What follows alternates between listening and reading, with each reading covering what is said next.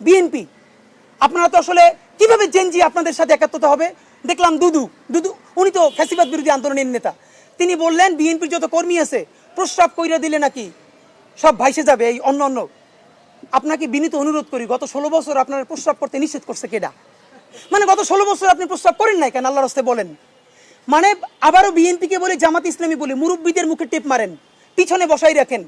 এই আন্দোলনে যত শহীদ হয়েছে, যত যোদ্ধা, তাদের গ্রুপ, এইজ গ্রুপ 21 থেকে 35, বিএনপি জামাত ইসলামী সকলে আপনারা তরুণদেরকে সামনে আনেন। এই মুরব্বীদের কি কথা বলে দেখেন, বলে প্রস্রাব করলে ভেসে যাবে। এটা তো আওয়ামী লীগ তো বললে আমরা জিব্বে ছেড়ে ফেলতাম, এখন তো আওয়ামী লীগের চেয়ে উনি কি কথা বললো। তা আপনার একটা কথা বলি, এত প্রস্রাব যখন পেটে নিয়ে 16 বছর রয়েছেন, 28 অক্টোবর 2023 পল্টনের সামনে যখন সমাবেশ হয়েছে, Walton Washing Machine. Simplifying life with hassle-free washing. Grenade মারতে পারে নাই, তার আগে বুড়া নেতৃবৃন্দ মুহুর্মুহু কইরে পালাইলেন। আমরা বিএনপির কর্মী না, তবু 1 ঘন্টা সেখানে স্টেজের সামনে দাঁড়াইছিলাম, কোন একজন মাঝারি মানের নেতাও আসে কিনা আমরা প্রতিরোধ গড়ে তুলবো। একজন